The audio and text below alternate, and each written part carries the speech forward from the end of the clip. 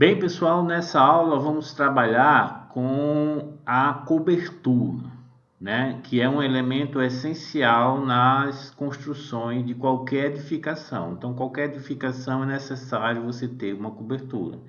E essa cobertura tem algumas preocupações que a gente tem que levar em consideração, ok? Então, espero nessa aula abrir um horizonte com relação à cobertura. E eu gostaria muito, pessoal, que vocês ficassem preocupados com as questões do tipo de cobertura regional. Ou seja, aqui nós temos casas que são cobertas com cavaco, né, que são pedaços de madeira, né, que é bastante abundante, é uma forma de você ter uma reutilização desse material. E também nós temos a palha, né? A palha do buriti, a palha do patuá, a palha da bacaba, que são bastante utilizados, inajá. E são coisas que são bastante interessantes. Então eu gostaria que vocês dessem uma atenção especial com relação a esses dois tipos de cobertura que são bastante utilizados aqui. Ah, professor, porque a cobertura de palha é complicada. Ela é complicada com relação à questão de você habitar, tá entendendo? Porque ela tem um perigo muito grande com relação a incêndio, né? Quando é o período seco, então uma telha, uma casa coberta com palha de buriti, ela fica muito sujeita a incêndio. Por exemplo, aqui nós tentamos construir um tapiri, né, lá na universidade, no curso do Insiquiran, e o Corpo do Bombeiro não liberou. Então, todas as edificações a gente tem que passar pelo crivo com relação à segurança de incêndio do Corpo de Bombeiro. Né? Não tão somente a questão de incêndio, mas a questão também de evacuação de pessoas, é aquela questão de pânico que eles trabalham, tá entendendo? E eles não liberaram, mas nós queríamos colocar esse tapiri já para uma exigência deles, porque está na cultura deles, né? E eles iam construir o tapiri. É um negócio bem interessante, e você vê, pessoal, que é um ambiente muito agradável. Quando você tem problemas sérios aqui de altas temperaturas, um tapiri, ele vai muito bem para a situação, tá entendendo? Então é uma coisa interessante. Mas, professor, mas se eu quero um local que não tenha pessoas, por exemplo, um local que eu vou querer construir no meio do pasto para a questão de conforto do gado. Se eu posso fazer taperi? Pode fazer um taperi enorme e colocar a cobertura de telhado ou a cobertura de cavaco, né? E você vai precisar desse tipo de edificações se você tiver um plantel, por exemplo, gado de leite. Gado de leite é muito cheio de besteira, ele não aguenta muito sol quente, então ele tem que ter um local no pasto para poder ter aquele conforto, né? Ó, que é a questão da humanização, né? Que o pessoal hoje exige muito. Então hoje você tem um pasto e deixa o gado lá ao léu e não tem uma árvore, né? A primeira coisa que o pessoal pensa é cortar as árvores para a questão de sombreamento para poder desenvolver o capim, mas você tem que pensar nisso. E essas tipo de construções, esse tipo de cobertura são bastante interessantes. Então é bom vocês também ficarem não apenas na cobertura convencional que a gente vê nos livros, né? Aqui nós temos essa possibilidade e é uma possibilidade muito interessante. Até mesmo na questão de cobertura de conforto para habitação mesmo, ou seja, você coloca uma telha de amianto e por cima você faz uma cobertura de palha. Uma palha bem tratada, uma palha bem colocada, tá entendendo? Que fica uma arquitetura bem interessante. Lá no Nordeste temos um hotel muito bonito, que é o Vila do Mar, que o arquiteto sugeriu colocar a cobertura dele com um piaçava, que piaçava é um tipo de fibra, né? Que tem muito naquela região do Nordeste, na Bahia principalmente. E foi impedido, mas aí foi o que o arquiteto fez uma cobertura com isolante, né, um corta-chama, uma telha de amianto, e colocou por cima a piaçava. Ficou a coisa mais linda do mundo. Então uma concepção arquitetônica muito interessante e gera uma beleza. Beleza?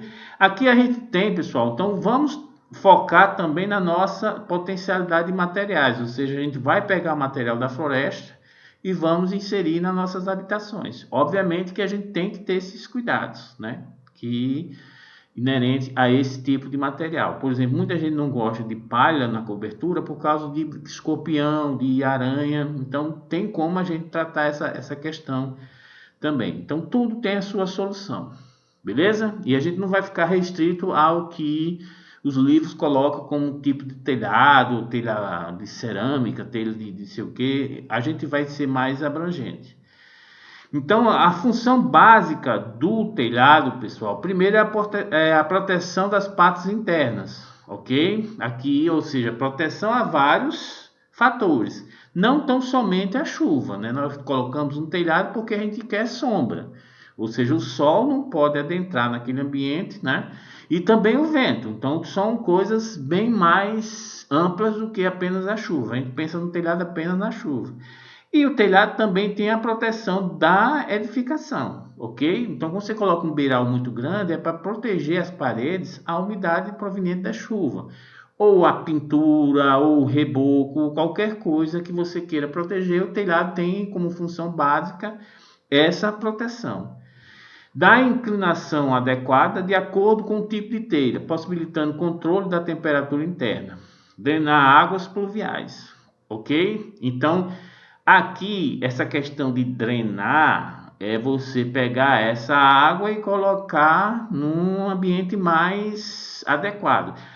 Para regiões secas, por exemplo, no Nordeste, o telhado ele tem uma responsabilidade muito grande com relação não apenas a drenar água, mas também como captar, ou seja, ele serve como captador de água. Então a chuva cai nesse telhado, escorre, vai para umas canaletas e vai para uma cisterna onde o nordestino ele vai utilizar aquela água durante o ano todo.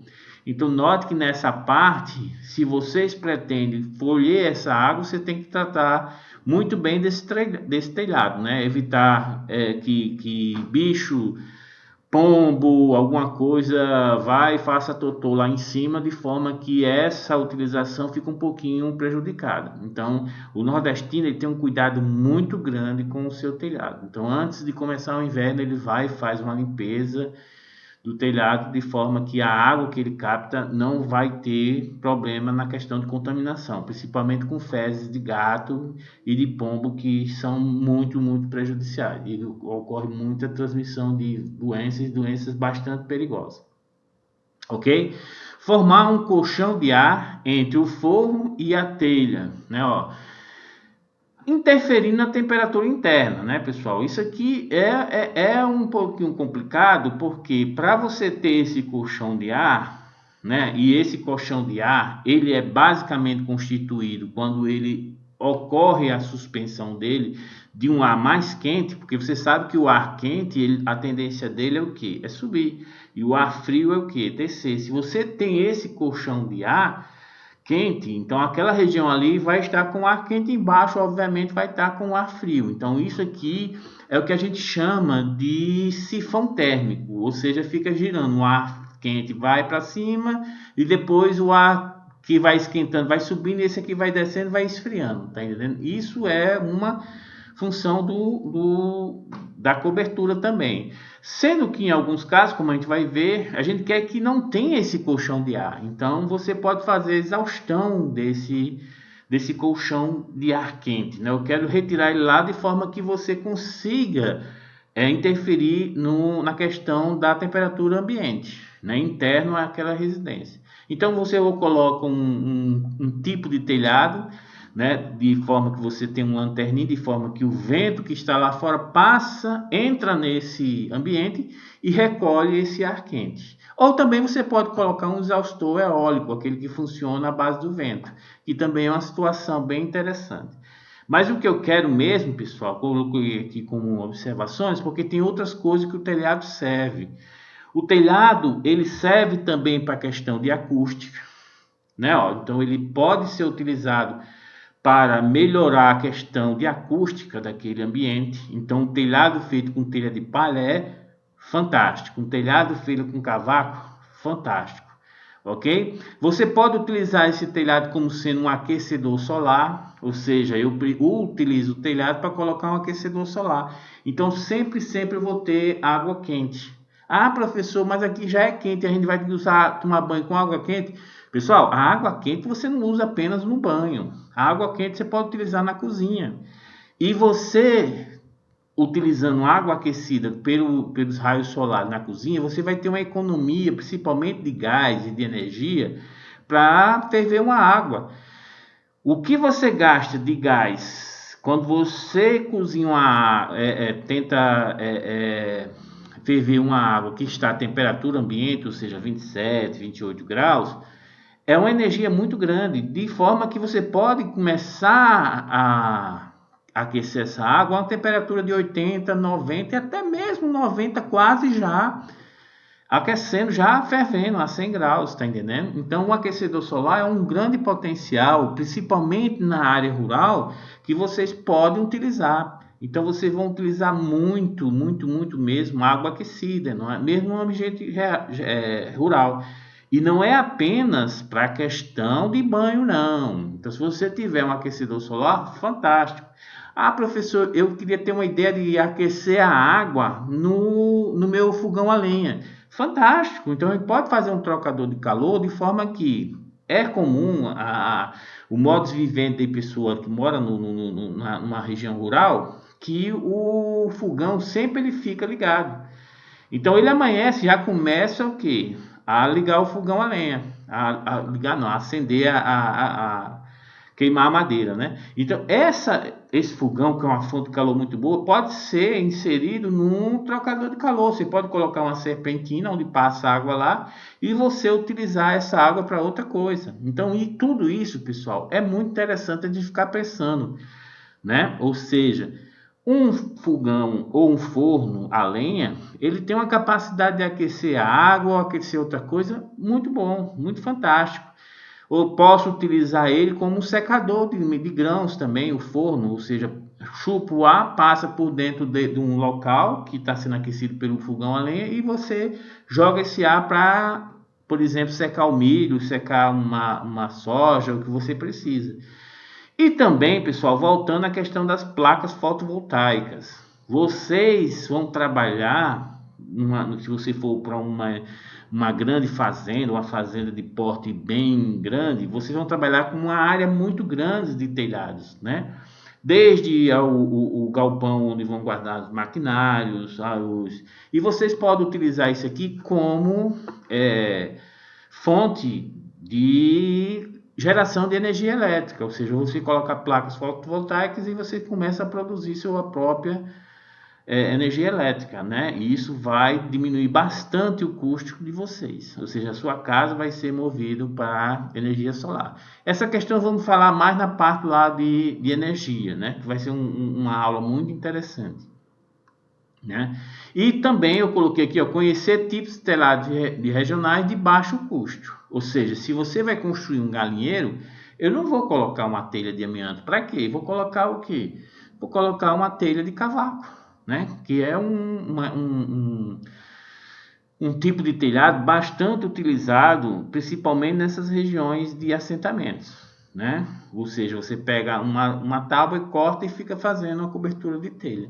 E pessoal, é muito bom, uma acústica perfeita, uma questão de conforto térmico também muito bom, porque a madeira é um isolante térmico, né? E é interessante porque o custo desse tipo de cobertura fica muito baixo, beleza? Porque você tem um material lá na sua área onde você trabalha, beleza? Componente das estruturas de sustentação, né? A estrutura é o conjunto de componentes ligados entre si, com função de suportar o telhado.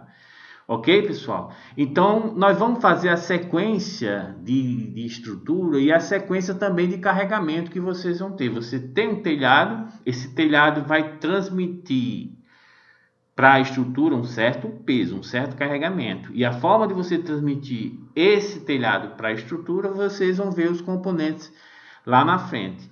E composta, né? Ela é composta, ou seja, a armação principal ou outra secundária. Então, o telhado, pessoal, ele passa para vários tipos de armação. Uma principal e outras secundárias que a gente vai analisar lá na frente. Beleza? Então, aqui eu tenho os componentes de um telhado, ou seja, aqui eu tenho uma telha, né, que é jogado nessa estrutura aqui, que eu posso trabalhar como sendo uma estrutura secundária, beleza? Ou seja, as telhas, nesse caso aqui, creio eu que seja uma telha, vamos colocar assim, de concreto, que é uma telha muito pesada, ela vai ser jogada em cima do que? Das ripas, né? As ripas vão receber esse carregamento das telhas. Depois que você joga esse carregamento para a ripa, ela vai transmitir para o quê? Para esses que a gente chama de caibros, né? Mas aqui o pessoal é comumente conhecido como sendo as pernamancas. Então note que eu tenho uma transmissão de carregamento. Jogo o telhado para as ripas e as ripas jogam para as pernamancas. Depois essas pernamancas, pessoal, são jogadas para as terças, que é esses elementos aqui, ó, que vocês vão perceber que eles jogam um carregamento para os nós das tesouras, que a tesoura, pessoal, é uma treliça. E nós vamos ter uma aula teórica apenas para treliça, para vocês compreenderem como é treliça e também calcular os esforços que estão atuando nele. E essa treliça vai jogar todos esses esforços para onde? Para os pilares que vão estar aqui embaixo, ou as paredes, tá entendendo? Ou as colunas, né? Ou se for em alvenaria, e vai ter que jogar para poder todo esse carregamento ser jogado junto com o da edificação lá para a fundação. Então note que tem uma sequência bem interessante com relação a esses tipos de carregamento. Beleza? Então aqui, ó, pessoal, aqui nós temos a estrutura principal, né, que é as tesouras, né, ó, ou tesouro, ou alguém chama de treliça. Então tem vários tipos, né? Então cada peça dessa tem uma finalidade. Note, pessoal, que aqui, ó, você consegue identificar o que, ó, o nó proveniente dessa mão francesa aqui, que eles chamam aqui de mão francesa, mas a gente tem outros tipos de nomenclatura. Por exemplo, para mim isso aqui é o banzo inferior, isso aqui é o banzo superior, isso aqui são os pontaletes, né, ó, que aqui já tem outro nome, e aqui são os tirantes, que também tem outro nome. Beleza? E não importa, o que você tem que ver em função é o que? Quando eu saio, o que você tem que compreender é o seguinte: aqui em cima está o telhado. Então, como eu falei, o telhado joga para as ripas jogam para os caibros, que aqui a gente chama de pernamanca, e dessa pernamanca joga para onde? Para as terças, que obrigatoriamente vai ter que estar aqui, ó, sobre esse ponto aqui, onde nós chamamos de nós. Ok, pessoal? Então, essa tesoura, ela tem um nó aqui, aqui, aqui, aqui, aqui, aqui. Então, nesses locais vão ter o que? As terças. Ok? Então, pessoal, aqui vocês têm vários tipos de configuração dessa treliça. Ou seja, você vai escolher uma que seja o que? Primeiro, uma que seja mais barata. Ah, professor, o que é uma mais barata? É que gasta menos peça. Então, você pode perceber que tanto essa tipo lanterninha ou essa aqui também com lanterninha, que são uma estrutura que você tem a abertura, tá vendo? Ó, isso aqui é uma abertura, pessoal. O vento ele vem aqui, ó, passa por aqui e sai por aqui. Se lembra daquela questão do colchão de ar que tem? O colchão de ar é o ar quente. Então, quando você tem uma atividade aqui, então o ar quente, principalmente se você trabalhar com um forno, então cria aquele ambiente quente, o ar quente tende o quê? A subir. Então ele vai subir para aqui, vai ficar aqui, e chega o vento natural, passa por aqui e joga esse ar fora. É como se fosse um tipo de exaustor. Então, mesma forma nessa aqui lanterninha. Ah, professor, então vou querer todas as minhas edificações como um lanterninha. Você pode fazer de forma econômica, mas a estrutura em si, para a lanterninha, ela é muito cara. muito cara mesmo. E tudo isso aqui vai ser jogado aonde? Nessas colunas aqui, ó, nesses pilares. Beleza, pessoal? Então a gente vai fazer uma aula de treliça de forma que você consiga, de acordo com o carregamento, determinar todos os esforços que estão atuando nessas peças. Beleza? Então fica mais fácil de você dimensionar, porque eu sei que como eu trabalho com uma situação de treliça, as treliças, pessoal, os elementos de barra da treliça só tem esforço normal. Então vou dimensionar apenas como elas estão sendo tracionadas ou comprimidas. Beleza? Então isso aqui tem toda uma nomenclatura que vocês... Isso aqui fica muito regionalizado, porque eu não sei nem que danado é asa de andorinha, né? Que são essas ferragens que a gente coloca. Em alguns casos tem até que nem precisa, né? Depois a gente vai perceber que essas ferragens ficam mais por questão de estética do que outra coisa. Mas essas escoras, mão francesa é tudo que tiver na diagonal. Ó. Isso aqui é uma mão francesa, tá entendendo? Aqui ele colocou como sendo escora, mas também é uma mão francesa, é a mesma coisa, ou seja, ela tem um apoio que vai impedir, né, aumentar a rigidez desse elemento aqui e a flexão. Então é o mesmo, mas tem a questão da nomenclatura bem, vamos dizer assim, bem artesanal, né? Bem para quem faz isso artesanalmente, beleza? Aí vem as estruturas secundárias, que nesse caso aqui é o que? É a ripa, né? Ó, que vai pegar o carregamento proveniente do telhado. Obviamente, pessoal, tem alguns telhados que são bastante pesados, né? Então, vocês vão configurar o dimensionamento tanto das ripas como também das pernamancas. Você pode perceber que quando você trabalha com uma telha pesada, por exemplo, uma telha de concreto ou uma telha cerâmica tipo plan ou francesa, as pernamancas são mais próximas umas das outras, ok? Então significa dizer que aquele telhado ele é mais pesado.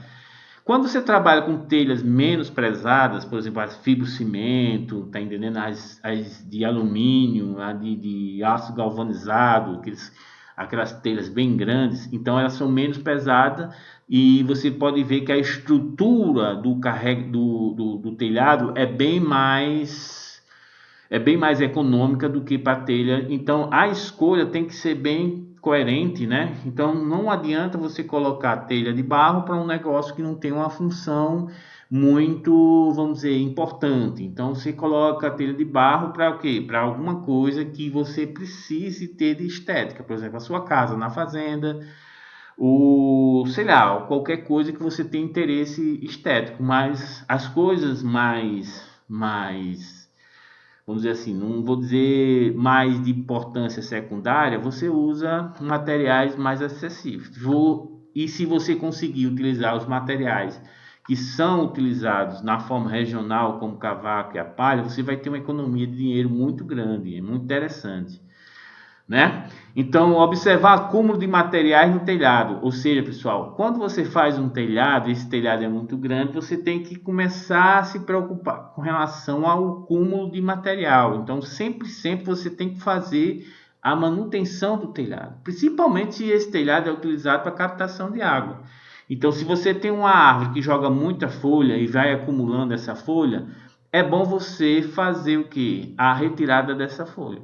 Porque essa folha vai atrapalhar, ela vai o quê? Vai aumentar o peso do telhado. Posso até ser que vocês não tenham calculado com esse peso. Ah, professor, você está exagerando. Pessoal, quando você tem, por exemplo, todos os telhados que são feitos nos países que nevam, ele tem que levar em consideração o peso da neve atuando no telhado.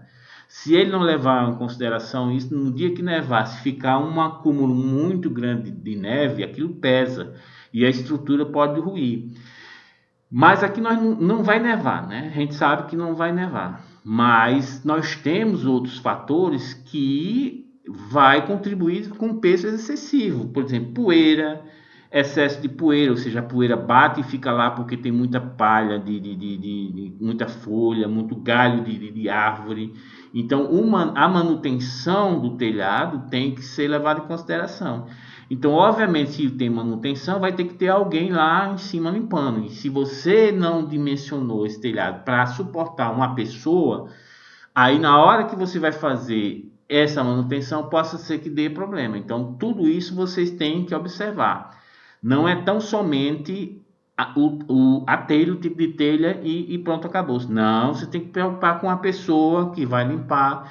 Se naquele telhado a disposição dele vai gerar o acúmulo de algum material, tá entendendo? E assim vai por diante. Então note que a coisa é um pouquinho mais capciosa com relação a dimensionamento, porque você tem que levar em consideração tudo que pode acontecer naquele telhado, beleza? Aí aqui eu coloquei, ó, ripas, que é que recebe o peso próprio do telhado, né? Seja ele de cerâmica, de fibrocimento ou sei lá, ou de madeira, ou tem muito tipo de telha, pessoal. Depois a gente vai ter uma aula só sobre telha para falar quais são as vantagens e desvantagens, né? Depois isso aqui vai para os caibros, que aqui a gente chama de perna manca, né? Depois vem para as teças, que joga para a tesoura, e a tesoura vai com as colunas, né? Levar para o solo, para a fundação. E sempre observando, pessoal. Tá aqui ó, as terças, ó, tá vendo? Isso aqui é uma terça, aqui é uma terça. Sempre vai estar atuando no nó, ou seja, sempre onde tem uma mão francesa, beleza? Ó, isso aqui é um nó, isso aqui é um nó e tem uma terça aqui, aqui é um nó, uma terça aqui. Nunca jamais colocar, por exemplo, aqui ó, no meio, ó. Quando você coloca uma terça em cima desse elemento de barra, você vai garantir que ele não está sofrendo apenas o esforço normal, ele vai estar o que? Fletindo.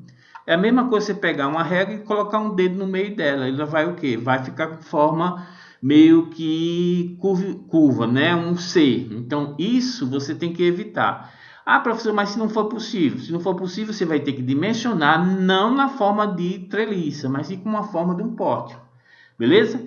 E vocês vão aprender a dimensionar e calcular os esforços em treliças, porque tem software para isso, é software bem fácil de vocês manusearem, beleza? Aí aqui nós temos vários tipos de telhados, né, ó, com várias formas, vários materiais, e telhado, pessoal, tem uma importância estética muito grande, né? Então aqui nós temos as águas do telhado, temos os ricão, que são essas interseções entre telhados diferentes. Nós temos aqui a cumieira, nós temos o beiral, que é a parte que sai da estrutura e protege ela, né? Nós temos rufo, que nós também já fizemos uma aulazinha sobre rufo, que impede que a parede escorra com água e caia dentro da edificação. Então o que acontece? A água bate aqui da chuva na parede, ela vem escorrer, pega o rufo e volta para o telhado. É uma forma de proteger também a parede, né? Ó. Então tem vários tipos de elementos que compõem o telhado, e isso aqui para a gente não vai ser muito. Olha os rufos aqui, tá vendo? Isso aqui é um rufo. A água, isso aqui é uma pingadeira que protege os pingos. Então essa pingadeira é uma pingadeira feita de chapa galvanizada, né? A água da chuva bate aqui, escorre, desce. Aí quando vem para cá, ó, já cai no rufo, desce e volta para o telhado. Isso é uma função muito importante do rufo, né? E a cumieira é o que? É a parte de interseção de duas águas, né? Ó, então aqui é a divisão entre a água que vai escorrer nesse telhado com a água que vai escorrer nesse outro, né? Então ela pode ser constituída do mesmo material, ou tem gente que faz de aço galvanizado, né? Fica feio, mas depende da função daquela edificação. Aí aqui a gente tem os tipos de telhado. Telhado com apenas uma água, né, ó, que é esse aqui, ou seja, só tem uma direção para a água escorrer. Esse telhado ele é muito interessante, principalmente quando vocês forem trabalhar com eficiência, né, da incidência dos raios solares. Ou seja, você vai colocar ele na direção aonde seja mais eficiente para a captação de energia solar. Então, pessoal, aqui a produção de energia solar ela chega no ápice de 10 horas até umas 3 horas da tarde. Então, essa inclinação o sol deve estar passando por aqui, ó, porque você tem uma eficiência muito grande. Já no caso do telhado de 2 águas, quando o sol como eu tenho duas inclinações aqui, ó, se você colocar nessa posição, quando o sol está colocando luz aqui nesse telho, esse aqui está na sombra. Então, a geração de energia solar ela fica ineficiente nessa região. E tem gente que não se preocupa com isso e taca os coletores solares aqui.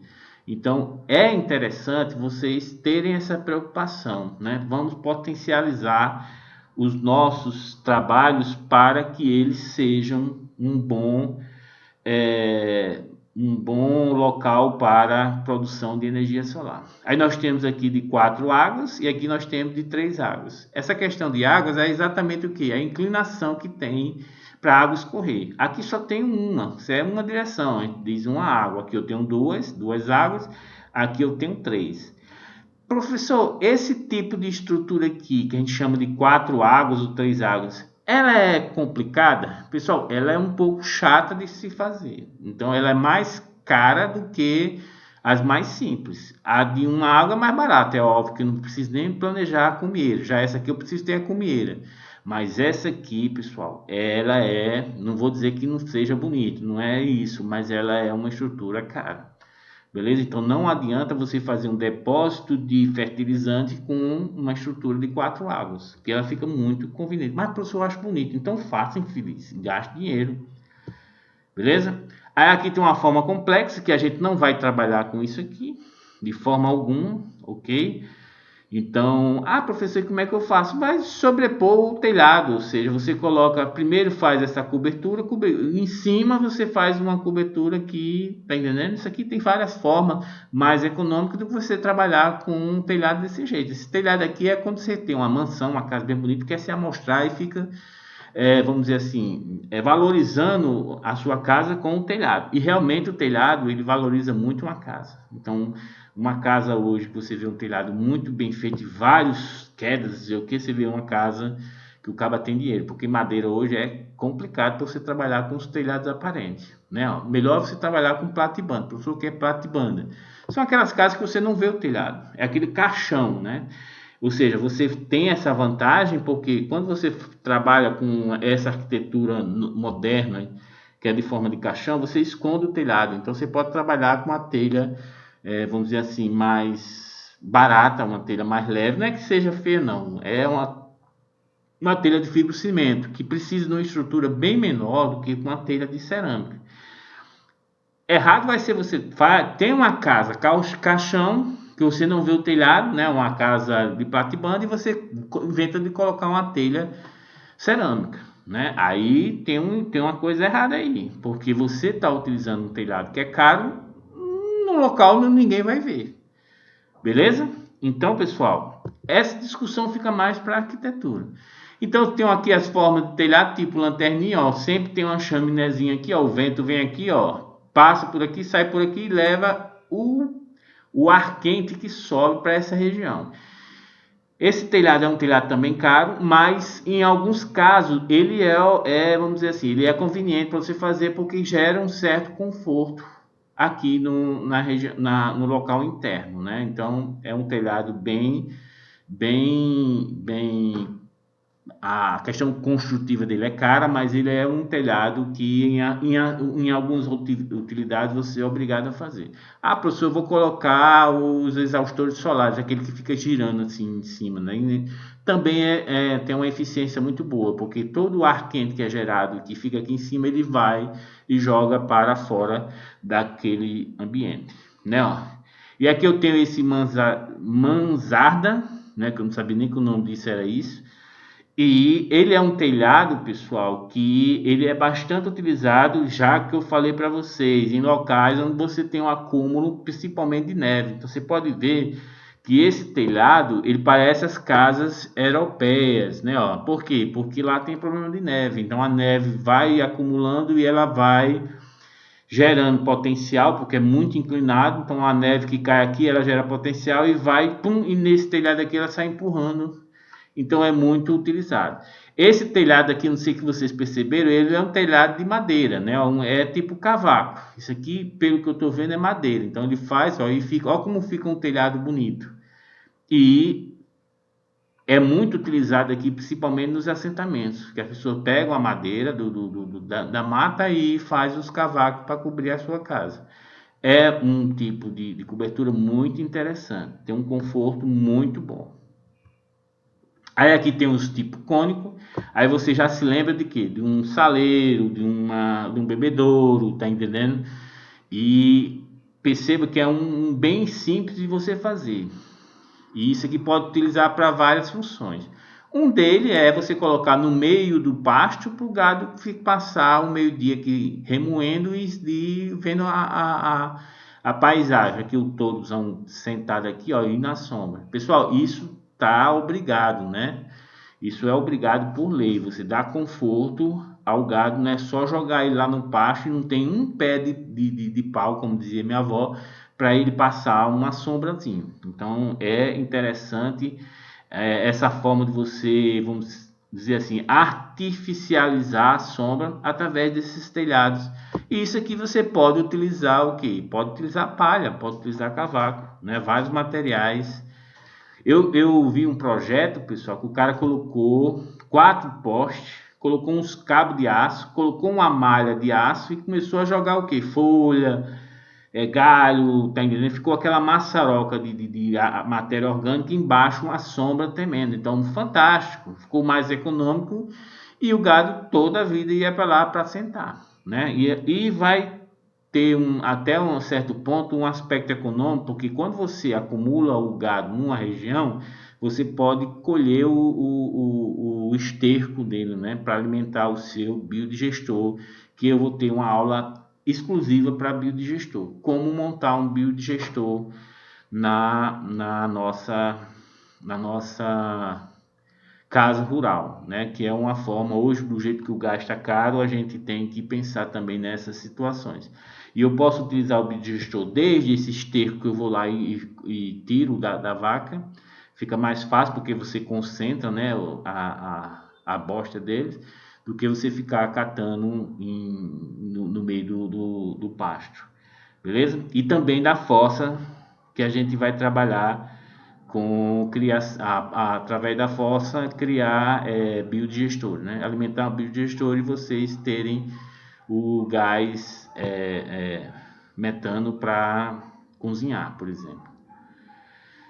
Aí aqui tem o tipo shed, que é um tipo industrial. Você pode ver que a grande maioria das indústrias você tem a forma shed, né? Uma forma de a gente antigamente desenhar a indústria era dessa forma aqui.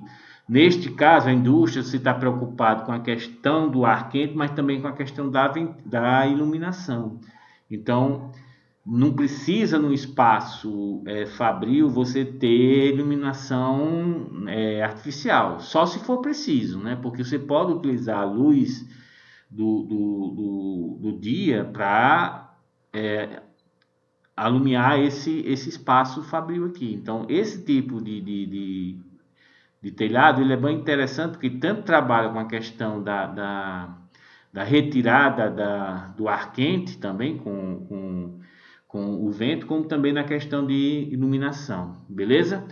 Então, voltar ao que a gente tinha antigamente. Antigamente, quando as casas não tinham forro, sempre a gente colocava uma telha de vidro, né? Uma telha plástica para poder ter uma entrada de luz naquele ambiente. Senão você vai ter um ambiente muito escuro e você tem a necessidade de ter uma iluminação lá artificial, ou seja, uma lâmpada, né? Ó. Sempre lembrando a possibilidade de instalação de exaustores, eólicos, de coletores solares para aquecer água, alguma coisa, e também placas fotovoltaicas. Pessoal, vamos potencializar os nossos telhados. Eu posso utilizar até o meu telhado para fazer uma horta. Ah, professor, fazer uma horta? Sim. Eu vou e boto uma horta lá em cima. Interessante. Existe também as formas dos telhados verdes, que é interessante você trabalhar. Então, se eu tenho um saleiro que eu preciso colocar lá no campo, e do lado do saleiro tem uma água, porque eu não faço uma horta em cima do telhado do saleiro? O gado não vai comer e você vai utilizar um telhado para outros fins, já que você tem a possibilidade de aguar aquela horta com a água do bebedouro. Então você tem essas possibilidades, sempre potencializando o que você tem. Ah, professor, não tem uma horta lá na minha casa porque as galinhas não deixam. Sim, mas vá lá no saleiro e faça a sua horta. Beleza? Tipos de telhado, pessoal. Aí aqui nós temos uma estrutura que eu acho interessante, que são esses pontaletes. Esses pontaletes vocês podem colocar ou em cima de uma laje ou em cima aqui de uma parede. Nota que aqui eu tenho uma alvenaria e eu taco esses pontaletes. Qual é a vantagem disso aqui, pessoal? Porque essas vigas são as peças mais robustas que você tem na construção do telhado. E se você tem essa capacidade de colocar pontos de apoio intermediário, você pode diminuir os esforços nessa peça aqui. Então você pode tornar ela mais barata, diminuindo a sua dimensão, né, com esses pontaletes. Ou seja, se eu tenho a capacidade de colocar esses apoios, essa peça aqui para mim vai ficar economicamente mais viável. Obviamente que eu tenho que me preocupar com a questão estética. Não adianta você fazer isso e se a mulher não, o arquiteto chegar e dizer, não, essa peça de madeira aqui, ela está muito fina, eu quero uma coisa mais robusta. Aí você vai ter que comprar essa peça todinha. Mas não, eu posso colocar nessa região aqui, ó, aonde vai ter essa parte aqui que vai ficar à mostra, que está no meu projeto arquitetônico, você coloca ela uma peça robusta. E aqui também uma peça robusta, mas na região central você pode diminuir a bitola, porque isso aqui ninguém vai estar vendo. Tá entendendo, pessoal? Mas, queira ou não queira, a madeira faz parte de uma concepção arquitetônica. Então, eu posso pegar essa madeira, colocar nas extremidades e aqui internamente colocar tudo de aço. Beleza, posso fazer isso.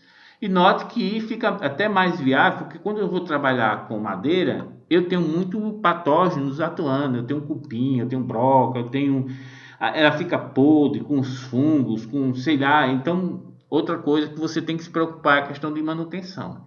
Então, você pode manipular de forma que você tenha uma economia em relação às peças. Pessoal, madeira hoje está muito caro, muito caro.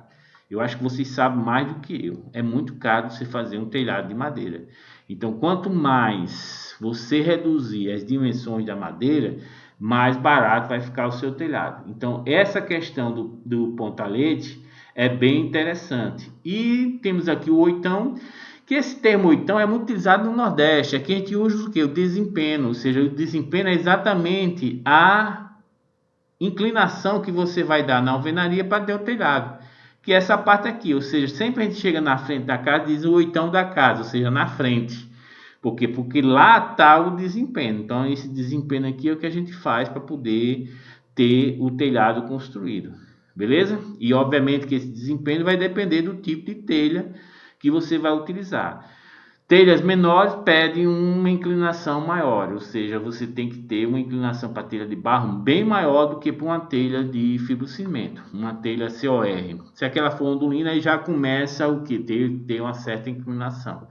Né? Então você tem os pontaletes, que estão essa aqui que você pode colocar em cima de uma laje. Né? Então perceba, pessoal, que se você vai colocar em cima de uma laje, você tem que dimensionar essa laje para receber esse carregamento que está atuando no telhado. E principalmente se esse telhado for de telha cerâmica, porque a telha cerâmica, pessoal, ela quando é no período de inverno, ela fica úmida e chega a aumentar de peso em 50%. Então, se você tem um telhado de 1.000 quilos, com o inverno que a telha começa a ficar úmida, pode chegar a 1.500 quilos, né? E pilaretes que você pode fazer também, substituindo o pontalete. O pontalete basicamente é feito de madeira e os pilaretes é feito de tijolo maciço, e você faz de forma que tem uma certa resistência. Também você está gerando um apoio aqui e você vai aumentar a rigidez dessa peça. Automaticamente você pode diminuir as suas dimensões. Se você diminuir as dimensões, você vai o quê? Comprar essa peça mais barata. Beleza? Traçados do telhado, isso aqui a gente não vai... Isso aqui é o mesmo telhado, com a mesma função, pessoal. Então, você tem várias funções diferentes, né? Com vários formatos diferentes. Aqui eu posso trabalhar com uma água aqui, uma água aqui, uma água aqui. Aqui já colocou 4 águas. Então, quanto mais sofisticado fica o seu telhado, mais caro vai ficar. Aí aqui é só você saber o que é o espigão, o tacaniça, que eu também não sabia desses termos, né? Esse termo deve ser muito ligado à região sudeste, beleza? Aí vamos lá, inclinação do telhado. Isso aqui, pessoal, é muito importante. É muito importante. Essa inclinação vocês têm que ter. Pega a telha, vou trabalhar com a telha tipo plan, que é essa telha de cerâmica que vende bastante aqui em Roraima. Telha tipo plan, tá vendo? Ela necessita de uma inclinação máxima de 30%. E sempre obedeçam essa inclinação. Ah, professor, eu vou colocar a mínima. Pessoal, sempre obedeça. Porque isso aqui é feito uma análise com relação ao quê? Um potencial, né, de energia para aquela água sair do telhado. Então a chuva cai no telhado. Quanto mais rápido essa chuva sair do telhado, principalmente no telhado cerâmico, melhor. Então o telhado cerâmico ele é complicado porque ele tem que ser bastante inclinado, né? E ele tem que ter uma manutenção muito boa, principalmente com relação à folha, com relação a lixo. Tem gente que mora no primeiro andar e joga uma casca de banana ou um papel de chiclete no telhado. Isso é um absurdo, um brinquedo. Porque se esse casca de banana entrar numa canaleta daquela e ficar de uma forma que gere uma barreira para a água escorrer, essa água começa a acumular ali, como a telha é um tamanho pequeno, ela começa a vazar para dentro da edificação. Então, telha cerâmica, né, ó, tipo a francesa. A francesa é o que? É 40%. A francesa é um que parece uma placa, né? Ele só tem uns formatozinhos, ele bem. A telha colonial paulista já vai diminuindo, ó, 25. A telha romana já é 45. Né? E a telha plana, isso aqui são as telhas cerâmicas, basicamente, né? Já quando você trabalha com aço galvanizado, ó, pessoal, é 18%. Telha de fibrocimento, ó, 3% e até 18%. Então, pessoal, essas telhas são telhas grandes, então são telhas que você tem uma vedação muito boa. Obviamente que vocês têm que obedecer o que o manual daquela telha fala. Tem gente para economizar, não segue o manual. Principalmente na questão de parafusar as telhas, onde é que você vai ter que jogar parafuso. Quando você vai trabalhar com a telha fibrocimento, pessoal, o fabricante diz que a vedação tem que ser com uma fitazinha de massa de calafetar. Então você senta a telha, depois você bota um filete de massa de calafetar e aí sim é que você encaixa o telhado. Então você pressiona assim, parafusa e cria uma vedação, ou seja, não tem como a água entrar ali. Beleza?